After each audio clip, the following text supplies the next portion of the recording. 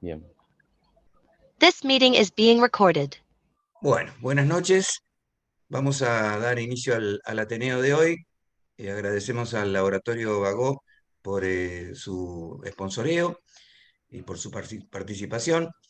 Y lo que quisimos hacer fue hacer un resumen, obviamente no de todo el Congreso, sino de algunos aspectos de prevención cardiovascular que consideramos importante, digamos, poder charlarlo, discutirlo y ver qué es lo que se presentó en el último Congreso, en fin de agosto, septiembre, en Barcelona, de la Sociedad Europea de Cardiología de este año. Para lo cual, Felipe Bertón va a empezar a presentar algunos aspectos, Agustín Indavere otros aspectos de prevención y finalmente yo tengo un par de diapositivas nada más de algunos aspectos que están relacionados con hipertensión. Así que, Felipe, todo tuyo. Bueno, muchas gracias, Gabriel. Entonces vamos a arrancar con algunos trabajos. La idea es presentar algunos datos, los más importantes. En este caso, lo primero que vamos a mostrar, algunos trabajos que presentaron datos sobre el tratamiento con estatinas.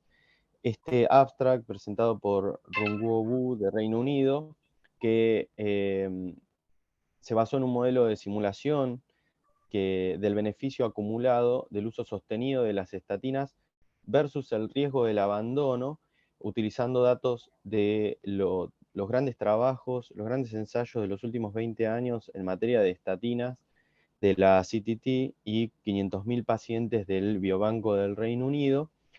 Lo que intentó es estimar el beneficio versus el riesgo generado en 3 escenarios de uso de estatinas.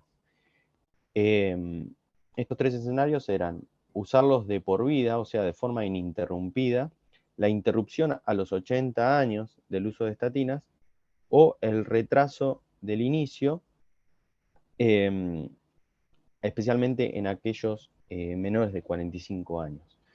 ¿Cómo medía los resultados? En los años de vida ajustados por calidad, o sea, la pérdida de años de vida de calidad, con calidad por los eventos cardiovasculares, ¿sí? Entonces, ¿qué encontraron ellos? Que el beneficio acumulado medido en estos años se evidencia más adelante en la vida. O sea, el tratamiento con estatinas en manera de prevención generalmente muestra beneficios en las edades avanzadas, incluso cuando se inicia de forma temprana. Este beneficio es mayor y más temprano cuanto mayor es el riesgo cardiovascular. Esto es una cosa que uno ya suponía. Y que suspender a los 80 años versus tomar estatinas de por vida eliminó gran parte del beneficio, especialmente en aquellas personas de riesgo bajo, eliminando el 73% del beneficio, o sea, de prevención de eventos, versus alto, eso, así como hombres y mujeres. Eso tiene que ver con que el riesgo en aquellos pacientes de mayor riesgo cardiovascular, los beneficios ya se empiezan a ver en edades tempranas. En cambio, en aquellos que riesgo cardiovascular bajo, como estábamos diciendo, que los beneficios eran en las últimas décadas de vida, detener el tratamiento elimina gran parte de ese beneficio.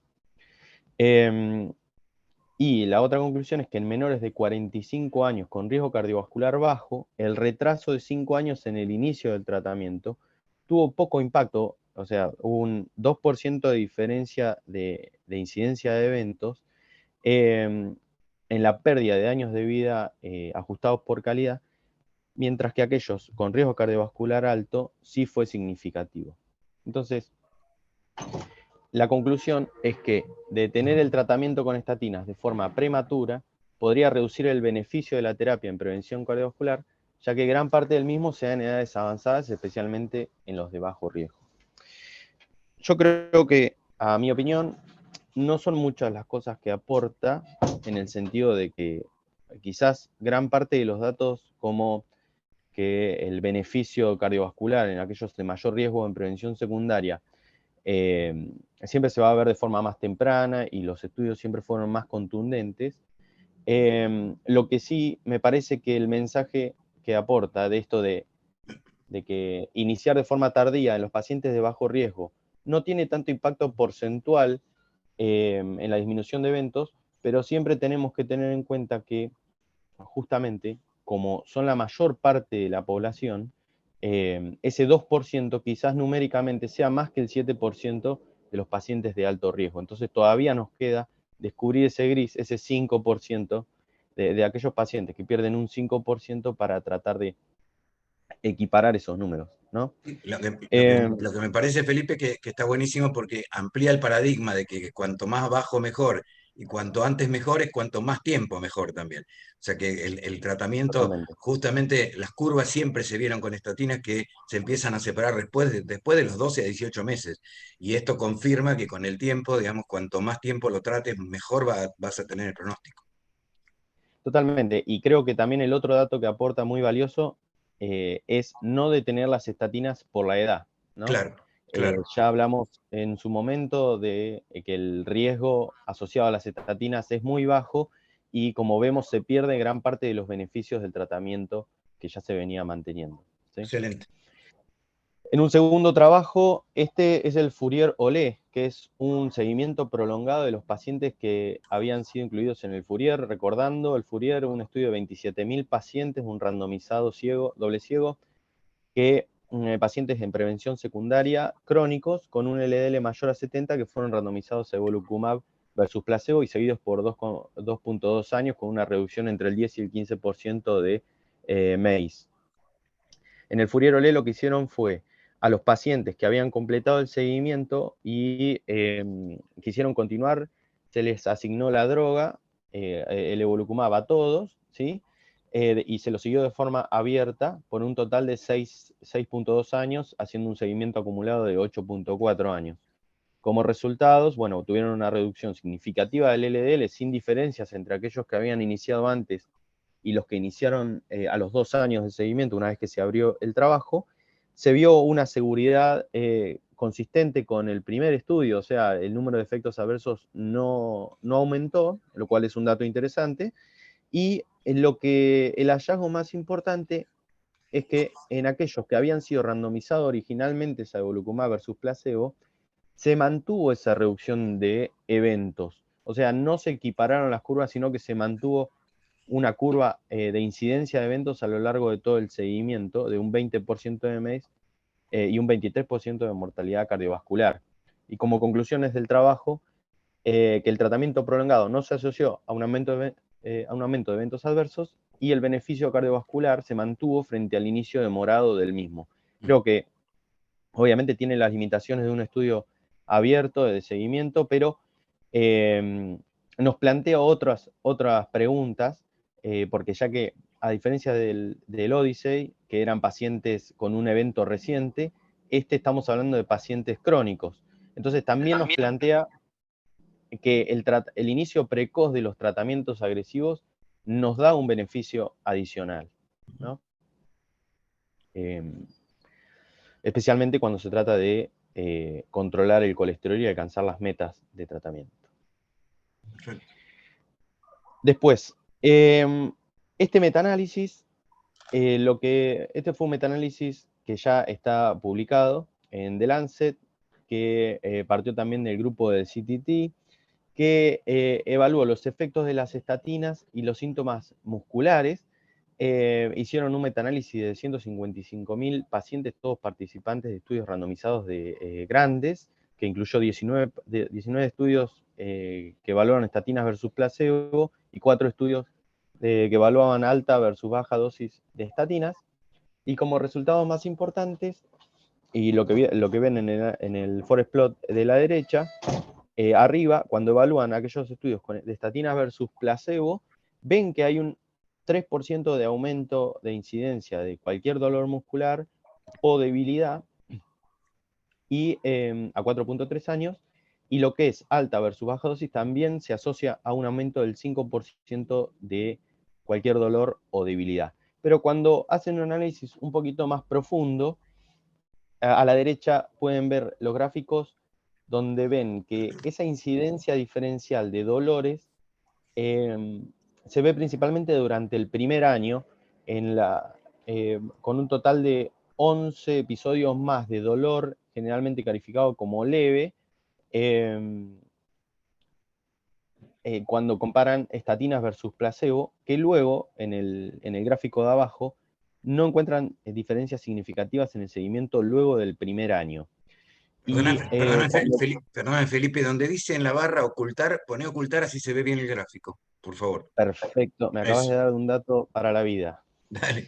Eh, y después, cuando calculan cada 1000 pacientes tratados, lo que estábamos hablando, se observó un aumento de 11 episodios leves de dolor durante el primer año, que como dijimos se equiparaba en los años subsiguientes, frente a 50 eventos cardiovasculares prevenidos en prevención secundaria y 25 eventos en prevención primaria. Y aparte siempre haciendo el énfasis en que generalmente eran episodios leves que no llevaban a la discontinuación del fármaco, lo cual pone más peso sobre el beneficio que sobre el riesgo. Esto nos genera algunas conclusiones como que la relación real entre síntoma y estatina está generalmente sobredimensionada, debemos confiar en la efectividad y la seguridad de las estatinas y debemos informar muy bien a nuestros pacientes y tratar de eliminar los mitos que disminuyan la adherencia. Creo que lo más importante no es negar el síntoma o negar la posible asociación, sino tratar de disminuir la ansiedad la ansiedad que le genera muchas veces al paciente iniciar un tratamiento donde todo el mundo le dice que le van a doler los músculos, ¿sí? Tal cual. Después lo que quería mostrarles, este estudio muy interesante, el DANCAVAS. Este estudio, el DANCAVAS por Danish Cardiovascular Screening, fue un estudio diseñado hace 5 años que buscó evaluar la utilidad del screening de enfermedad cardiovascular subclínica en adultos en prevención primaria de 65 a 74 años. O sea, describe una situación para la cual nosotros trabajamos continuamente, ¿no? ¿En qué consistía el screening? Bueno, le hicieron a todos aquellos adultos que voluntariamente se ofrecían a participar del estudio, score coronario, de calcio coronario y búsqueda de aneurisma de aorta por tomografía, la búsqueda de fibrilación auricular por un electro, la búsqueda de enfermedad arterial periférica con el índice tobillo-brazo, la búsqueda de hipertensión, diabetes y dislipemia. O sea, nada muy alejado de lo que hacemos habitualmente. Lo que buscaba era evaluar la mortalidad total a 10 años de seguimiento y enroló 46.600 pacientes en una modalidad 2-1, o sea, cada 3 pacientes, 1 se hacía todas estas pruebas de screening y 2 eran los controles en 15 municipios daneses. A la derecha está un poco el gráfico y la forma en que se organizaban. Esto es del estudio original, publicado hace 5 años, de cómo lo iban a realizar. En aquellos pacientes que se randomizaban al screening y que tuvieran hallazgos positivos, iban a tener un tratamiento estándar, intervenciones de la vida cotidiana, el tratamiento médico y cirugía aquellos que lo requieran, y iban a ser seguidos ambos tratamientos, con un protocolo de intención de tratar, ¿sí? Entonces, en esta primera etapa, a 5 años, porque el estudio busca hacer un seguimiento a 10 años, encontraron que no hubo un descenso en la mortalidad total, 12.6 versus 13.1, con un hazard ratio que toca el 1. Sí hubo un descenso del 7% del stroke. Tampoco hubo un descenso significativo de la incidencia de infarto de miocardio y tampoco del síndrome aórtico agudo, con un intervalo de confianza mucho más amplio que seguramente habla de la incidencia de un evento mucho más raro. Y como conclusiones, por lo menos a esta primera etapa, a 5 años de seguimiento, el screening sistemático no mostró beneficios estadísticos por intención de tratar versus el manejo estándar. Creo que es un estudio por demás interesante, ya que es algo que nosotros hacemos habitualmente. Esto obviamente no tira ninguna conclusión lapidaria, pero sí nos hace replantearnos y tratar de evaluar nuestra práctica diaria.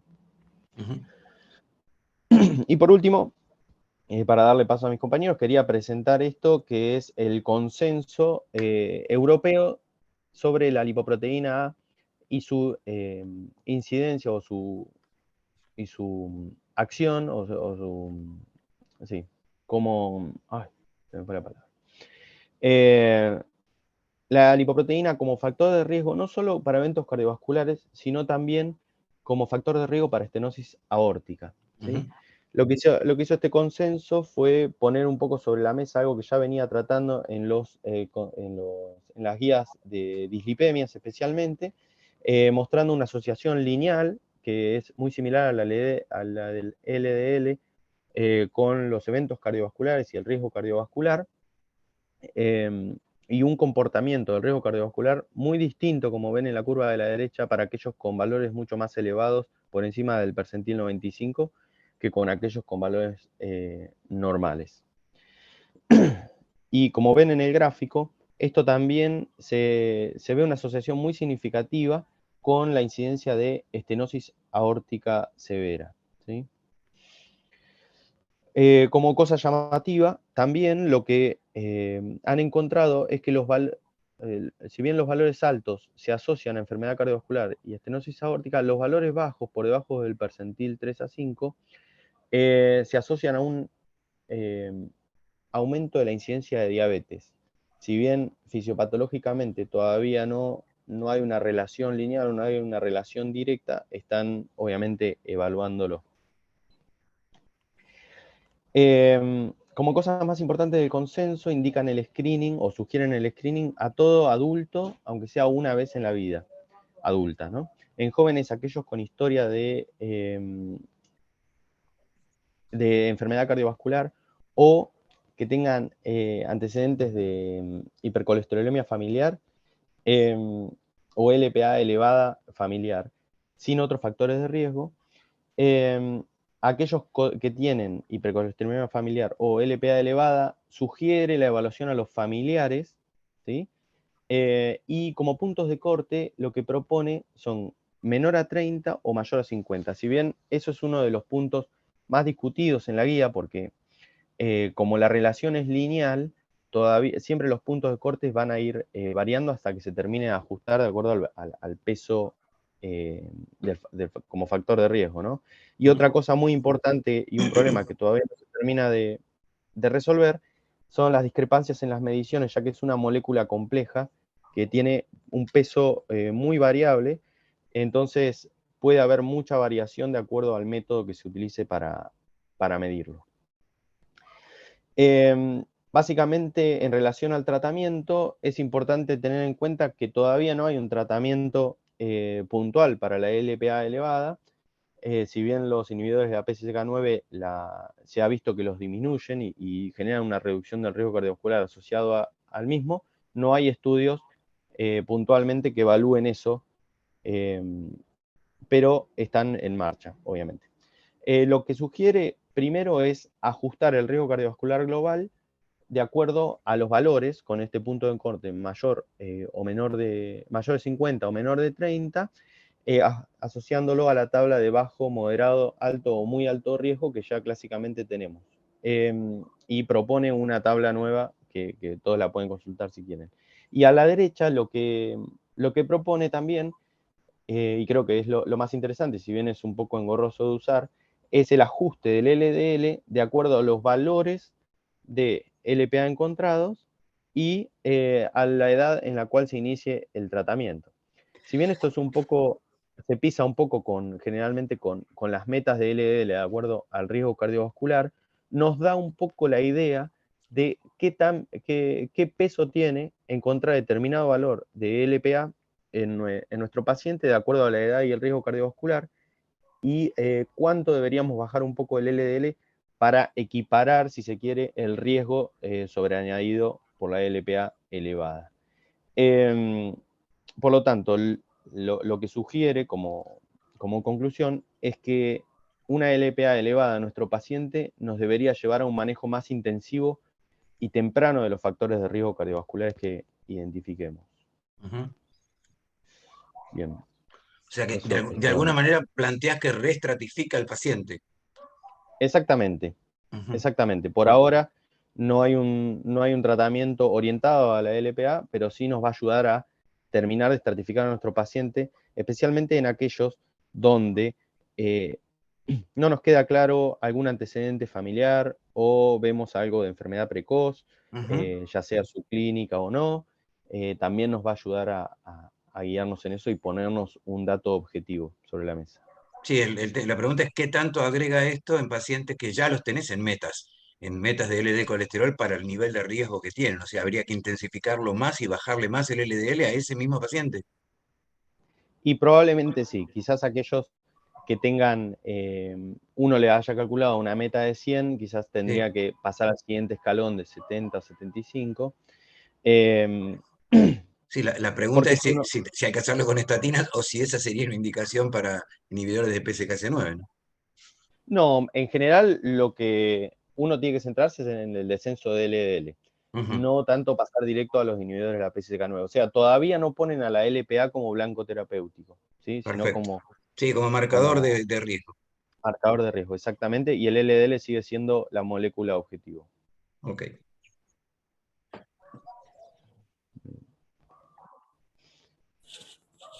Bueno, A ver, dejo de ahí creo que Félix finalizaste, ¿no? ¿Sabés qué? ahí. Felipe está. Espera, no, no cierres, no cierres, no cierres. Bien, sí, Déjame sí. intentar a ver si comparto y funciona. Lo comparto desde... ¿desde el celular podés? Perfecto. no, estoy con la computadora, le compartí internet Perfecto, desde... listo, listo, listo. Entonces trata vos y volvé a tu página. Ok. Avísame y detengo. Sí, detené y me Dale. intento...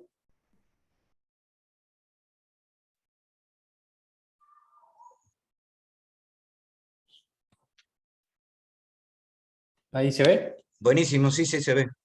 Ok, bueno, mientras se Perfecto. lo banque el teléfono, Dale. vamos así. Bueno, yo tengo que presentar, son 3 trabajos. Uno está, que es este primero, está presentado en su totalidad, ya está publicado.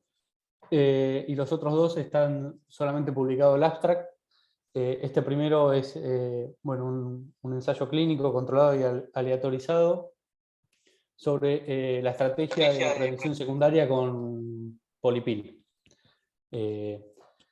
Es un estudio multicéntrico en el cual se lo randomizó a tratamiento estándar según la guía europea versus una polipíldora, que esa polipíldora lo que contenía era aspirina en una dosis de 100 miligramos ramipril, que podía ser en 2,5, 5 o 10 miligramos, y atorvastatina de 20 o de 40. O sea, en base a lo que consideraban los investigadores o la gente que participó del estudio, armaban un combinado en el cual contenía aspirina, ramipril en la dosis que fuere y atorva en la dosis que consideraran. Ahora vamos a ver dependiendo de qué.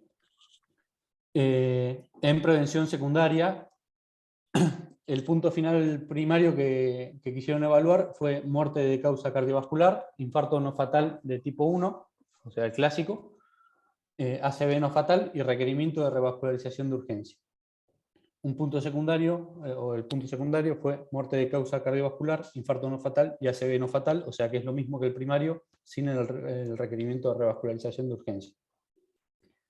En una primera instancia plantean el estudio para demostrar no inferioridad de este tratamiento de la polipil versus el tratamiento estándar, pero agregaron dentro de la metodología que si el resultado era a favor de que no era inferior, iban a intentar demostrar la superioridad de la polipil. Ujú. Los pacientes incluidos eran pacientes que tenían que haber sufrido un infarto tipo 1 en los últimos 6 meses, y tenían que ser mayores de 75 años. Si no eran mayores de 75, tenían que ser mayores de 65 años y poseer un factor de riesgo, que ese factor de riesgo tenía que ser o diabetes, o insuficiencia renal leve o moderada, infarto previo a este evento, angioplastia previa o CRM previa o una ACV previa. Como les dije previamente, la polipil contenía distintas formulaciones, todas tenían 100 miligramos de aspirina. En todos los casos se iniciaba con 40 miligramos de atorvastatina, y si el investigador en el seguimiento consideraba que el paciente debía recibir una dosis menor, la podían bajar a 20 miligramos. En cuanto al ramipril, en el paciente que no recibía ningún IECA, se iniciaba con una dosis de 2,5 miligramos y se la aumentaba cada 3 semanas hasta una meta de 10 miligramos, y en el caso de que viniese en tratamiento con un IECA, se ponía una dosis equivalente a la que venía recibiendo. El estudio se realizó entre agosto del 2016 y el 2019, incluyendo 2.500 pacientes que fueron randomizados 1.250 y 1.240 a cada grupo, con una media de 76 años y un 30% de mujeres, con lo cual eran en su mayoría hombres, y tenían un 78% de hipertensión, un 57% de diabetes y un 51% de los pacientes tenían antecedentes de tabaquismo. La presión arterial media era de 130, más o menos 17 milímetros de mercurio, y el nivel de colesterol medio era de 90, más o menos 32. El resultado final primario ocurrió en 118 pacientes de los 1.200 en el grupo Polipil y en 1.156 de los 1.200 del grupo tratamiento estándar, con lo cual la diferencia les dio significativa a favor de la Polipil. Cuando analizamos los puntos de cada uno de los ítems del punto primario, vemos que la mortalidad de causa cardiovascular le dio significativamente menor. En el grupo Polipil, la muerte de causa cardiovascular se dio en 48 pacientes, mientras que en el grupo tratamiento usual fueron 71 pacientes. Pero lo que sí es llamativo, que cuando analizan la seguridad el resto de los puntos son similares, le da significativos, pero ninguno les da significativos, todos tocan el 1 en el intervalo de confianza, pero lo que es muy llamativo es que cuando analizan la totalidad de las muertes son muy similares, porque se mueren 115 en el grupo Polipil y 117 en el grupo tratamiento cotidiano o común, y la diferencia que se vio en la causa mortalidad se revierte y es exactamente la misma en la causa no cardiovascular, con lo cual esto es muy llamativo. No está todavía publicado, o no lo encontré al menos, cuáles son los motivos de esto, que la verdad que llama la atención. O sea, la misma mortalidad, pero solamente en el grupo Polipil es significativa menor la de causa cardiovascular y en el otro grupo la no cardiovascular. Cuando se analizan los distintos subgrupos, estos son los países en los cuales se realizó el estudio, porque eran 113 centros de distintos países de Europa. Los puntos que le daban significativa a la diferencia eran en el grupo menor de 75 años, que eran aquellos que tenían que tener alguno de los factores de riesgo, y sobre todo el punto que les dio significativo era el que no tenía insuficiencia renal, a favor de la Polipil. Cuando se analizó la adherencia, que era el punto fuerte del estudio, de lo que buscaban demostrar, se demostró que la adherencia sí es significativamente mayor en el grupo Polipil, encontrándose en un 70 y un 74% de adherencia en el grupo de la Polipil a los 6 meses y a los 2 años, que es cuando finalizó el estudio, mientras que en el grupo de tratamiento usual era un 62 y un 63%, casi un 10% menos. Como conclusión del estudio, la reducción de riesgo que se observaba en el grupo Polipil puede explicarse en parte por su mayor adherencia. El uso de la Polipil como sustituto de varios medicamentos cardiovasculares podría ser una estrategia eficaz de prevención secundaria, disminuyendo así el riesgo de enfermedad recurrente y muerte cardiovascular. Ellos atribuyen prácticamente la totalidad de este descenso de la mortalidad por causa cardiovascular a tener una sola pastilla, sobre todo en pacientes mayores de 75 años politratados con polifarmacia, que el resolverle 3 medicamentos en una sola pastilla aumentó mucho la adherencia, y creen que eso es lo que cambió el pronóstico. Agustín, una pregunta Sí. de este trabajo, porque parten para prevención secundaria de un LDL muy elevado, parten de 90 Sí. prácticamente. ¿Hay Sí, alguna eso también diferencia, ¿hay alguna diferencia del LDL alcanzado en un grupo y en el otro? No al final del estudio. Lo que dice es que en el grupo, o sea, no en el nivel de LDL, Sí. pero sí hace una salvedad de que en el grupo tratamiento usual o cotidiano, las dosis de estatina eran significativamente menor. Bueno, por eso ahí puede haber, no sé qué opina Felipe, pero ahí puede haber una diferencia, justamente, no por la polipil, sino porque los trataron más con más dosis de estatinas, ¿no? Sí, a mí, yo creo que tal cual, es un estudio muy llamativo, no solamente por eso el dato de las estatinas, que es muy importante, sino también otra cuestión importante que es el uso de ramipril en una población que si bien había un 70% de hipertensos, Sí. o sea, normalmente, salvo que sean infartos, de descendente anterior, deterioro de la función o diabetes, en general el uso de IECA en pacientes posinfarto no está estandarizado, ¿no? No por tener un infarto uno va a recibir un IECA de forma lineal, entonces de alguna manera esto estandarizó eso. Sí, Otra cosa, se basó en el Hope de alguna manera. claro, entonces, y también que usó todos compuestos activos todos probados en estudios, ¿no? O sea, no era cualquier No, no. IECA, no era cualquier estatina, y con dosis estandarizadas. Creo que eso es muy importante. Y era una población de altísimo riesgo también, ¿no? Ujú. O sea, 50% de diabéticos casi no se ven en muchos estudios, ¿no? Yo creo que lo que tendrían que haber hecho para comparar bien el estudio y ver si la combinación fija, o sea, la polipíldora sirve o no, tendrían que haberlo comparado con las combinaciones de los mismos fármacos en forma de combinaciones libres.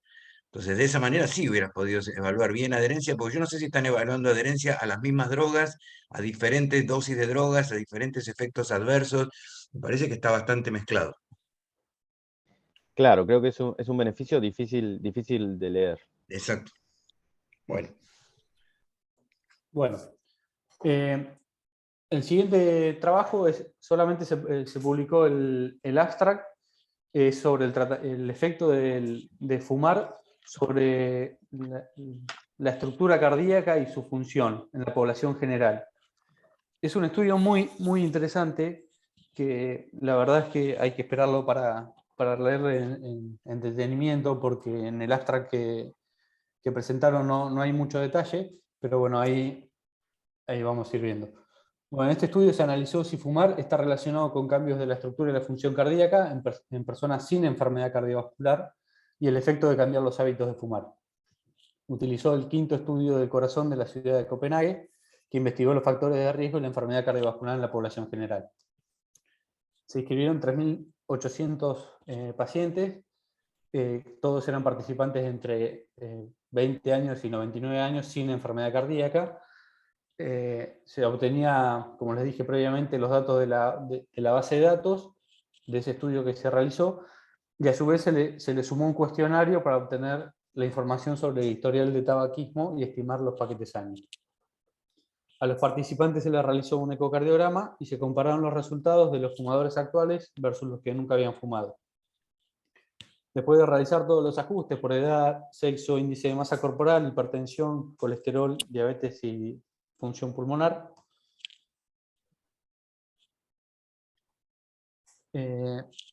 concluyeron que bueno, la edad promedio era de 56 años de los participantes, el 43% eran mujeres, un 18% eran fumadores actuales, un 40% eran exfumadores y un 40% nunca había fumado. Como resultados, en comparación con los que nunca habían fumado, los fumadores tenían espesores parietales mayores, mayor masa ventricular y una función sistólica, no me salió en el Power, pero deteriorada, o sea, peor función sistólica. No habla de deterioro de la función sistólica, sino que comparativamente los que fumaban contra los que no fumaban tenían peor función sistólica. A mayor paquetes años, peor función sistólica, y el tabaquismo y los paquetes años acumulados estaban asociados con el deterioro de la estructura y la función del ventrículo izquierdo. La conclusión del trabajo es que el estudio evidencia que fumar no solamente es un factor de riesgo en el desarrollo de la enfermedad aterosclerótica, sino que además genera un daño directo sobre el corazón y que parte de este daño es reversible. Lo que hablaba en el estudio es que lo que evidenciaba en la comparación de los distintos grupos es que el peor grupo de todos era el de tabaquismo activo, que esto se evidenciaba por un aumento de los espesores parietales, un aumento de la masa, una reducción de los volúmenes y, por supuesto, secundario a la reducción del volumen sistólico, una disminución del volumen minuto y la fracción de eyección. No habla mucho de cuál es el parámetro que utiliza para definir los daños sistólicos, sobre todo del ventrículo, con lo cual hay que esperar a ver qué es lo que presentan posteriormente. Todavía no está el trabajo, estuve revisando hasta ayer y todavía no está el trabajo publicado. Es un grupo que trabajó mucho con el tabaquismo, pero todavía no hay, y con COVID, pero todavía no están los datos definitivos para publicar. Y por último, el último trabajo, que habla de la asociación de una caminata cotidiana en la mortalidad en los pacientes mayores de 85 años. Es un estudio de Corea del Sur que examinó la asociación de caminar con la mortalidad cardiovascular y mortalidad por todas las causas en los mayores de 85 años. Para realizar la investigación se utilizó la base de datos del Servicio Nacional de Seguro de Salud de Corea y se incluyeron 7.000 pacientes, adultos mayores de 85 años, que participaban del programa entre el 2009 y el 2014. Los pacientes completaban un cuestionario sobre la actividad física que realizaban, en la cual se les preguntaba qué cantidad de caminata realizaban a ritmo lento, si andaban en bicicleta o a paso ligero como intensidad moderada, o si corrían a intensidad alta por semana. O sea, le preguntaban qué carga de actividad física realizaban por semana.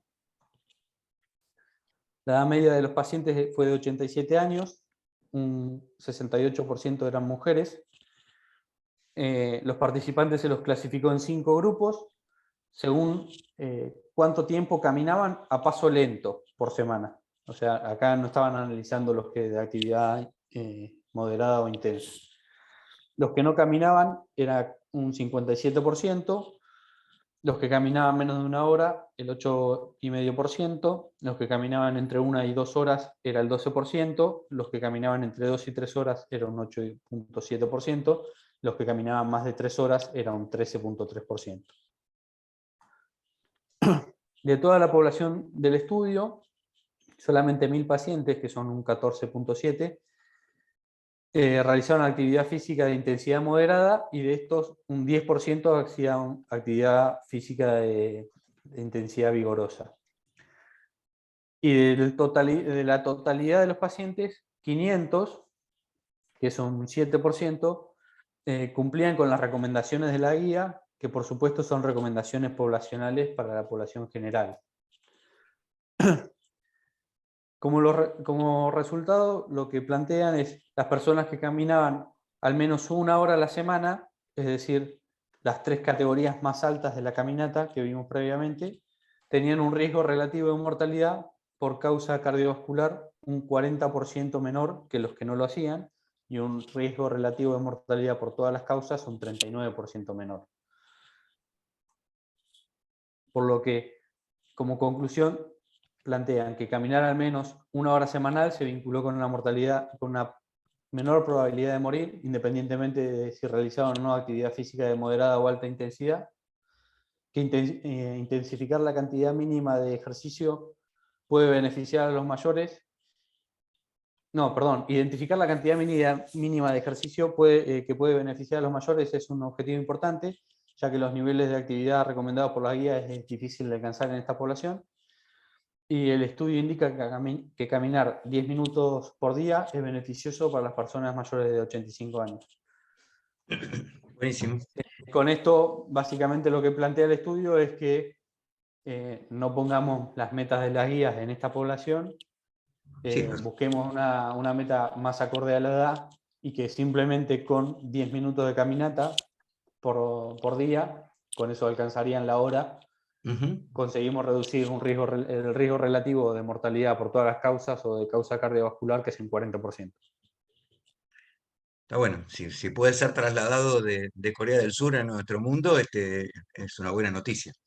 Sí, lo otro que hay que ver es la mayor parte de la población que ingresó al estudio, Sí. un 57% no caminaba, y esto hay, imagino, una parte que no camina porque no puede, porque están postrados, porque están demenciados por distintas situaciones, que bueno, son difíciles de analizar así. Sí, de todas formas no está lejos de la tasa de sedentarismo que tenemos en Argentina en la encuesta del 2018, donde el 65% no cumplía criterios de actividad física durante 3 veces por semana, ¿no? En nuestro país. Bueno, si querés, bueno, deja de dejo de compartir y comparto yo. Ahí dejé. A ver dónde estoy. Espera, share. Y lo tengo acá. Wow, ¿por qué no lo tengo? Espera. Esto no es bueno. ¿Dónde lo tengo? Acá. Muy bien.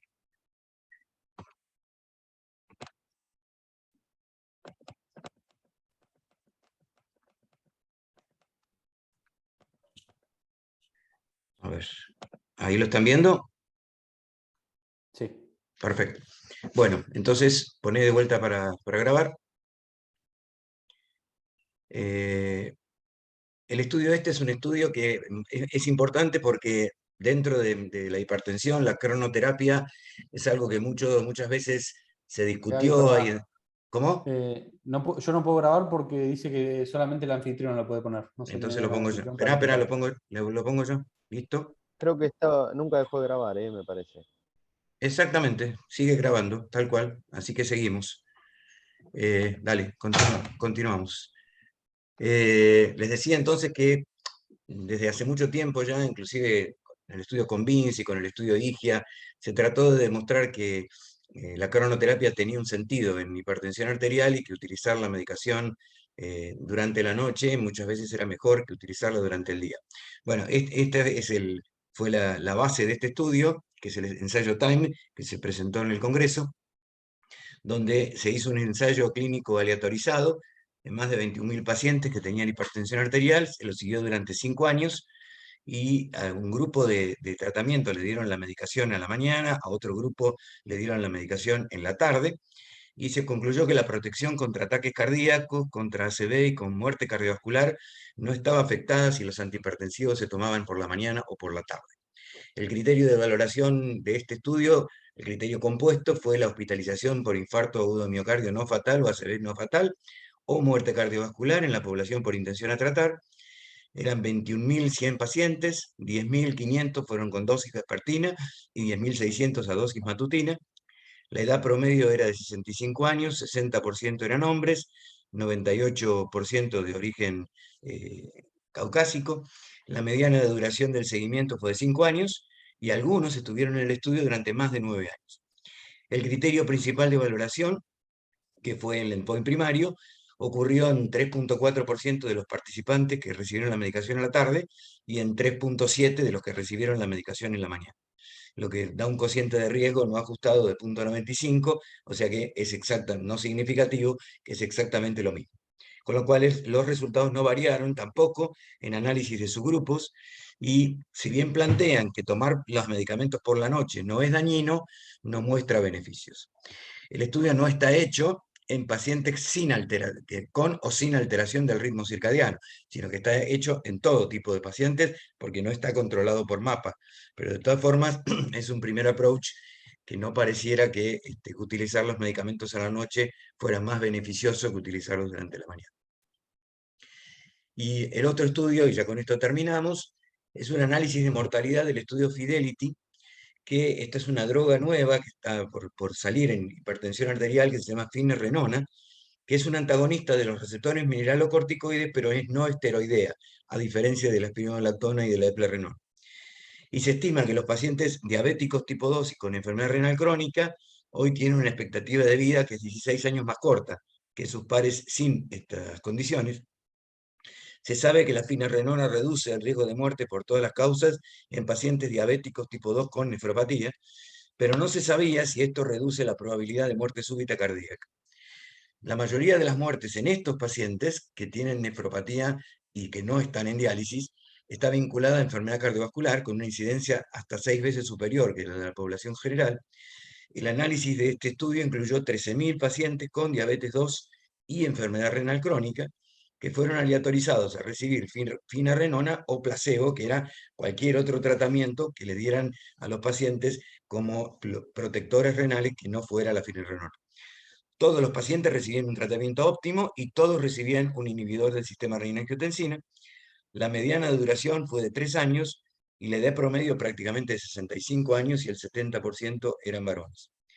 Y se concluyó que la finerenona se asoció con una reducción del riesgo relativo de 18% de mortalidad por todas las causas y de 18% de reducción de mortalidad cardiovascular frente a placebo, con lo cual es una medicación que se viene para el futuro y que probablemente más adelante la usemos como protección asociada a bloqueo del sistema renina-angiotensina en pacientes diabéticos con enfermedad renal. Muy bien. Bueno, con esto concluimos la presentación de lo que quisimos mostrar, el resumen por lo menos de prevención cardiovascular en el Congreso Europeo de Cardiología. ¿Algún comentario, preguntas, dudas? No, me quedó picando más, o no sé si me lo perdí justo del trabajo que presentó Agustín sobre el tabaquismo y fracción de Disfunción eyección, cardíaca, sí. función cardíaca, sí. En ningún momento el abstract que se presentaba habla de un número, eso me parece bastante raro, de fracción de eyección, una cosa así. Y hablan, digamos, si no lo... Hola, Ise. No, no habla nada, solamente habla así en general.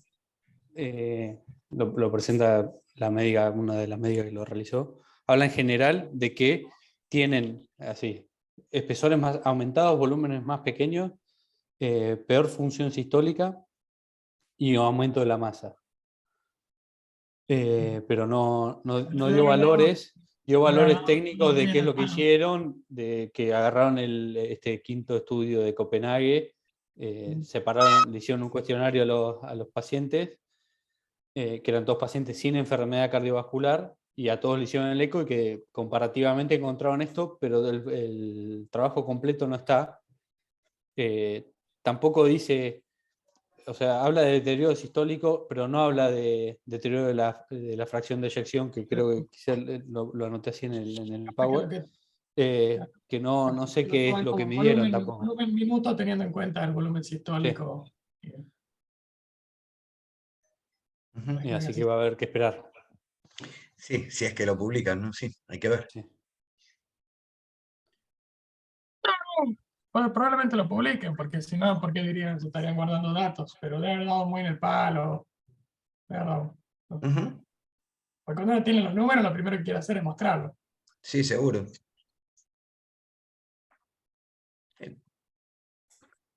Bueno, ¿alguna pregunta más? ¿Algo más? A mí me quedó un poco resonando lo primero que presentó Feli de estatinas, que la Sí. otra vez que hablamos de estatinas en población anciana, decíamos que a veces la población frágil, quizás la suspensión de estatinas es una práctica que uno realiza en el día a día cuando el paciente es muy frágil. Ellos no hicieron ningún análisis de fragilidad en esta población, ¿no es cierto? Como para decir que la pérdida, digamos, del beneficio era tan importante versus todo lo otro que vemos en el paciente en la práctica. Yo supongo que también por la variabilidad del concepto de fragilidad y que hicieron una gran base de datos tomando en cuenta una base de datos de 500.000 pacientes británica y todos los estudios con estatinas de los últimos 20 años del CTT. Entonces quizás es difícil de valorar. Me parece que igual eso no reemplaza, como vos decís, al criterio de en quiénes iniciar, ¿no? Porque esto habla más de no suspender, ¿no? Simplemente solo por la edad como criterio, ¿no? Pero creo que el criterio de fragilidad o de la falta de beneficio en el paciente muy comórbido, eso no lo reemplaza esto. Bien. Bueno, estamos on time, así que muchísimas gracias por participar, gracias al Laboratorio Bagó por el sponsoreo y nos veremos en las próximas sesiones. Muchas gracias, buenas noches a todos, que descansen. Chao, hasta luego. Gracias a todos. Chao, chao. Chao, buenas noches. Gracias, muy bueno.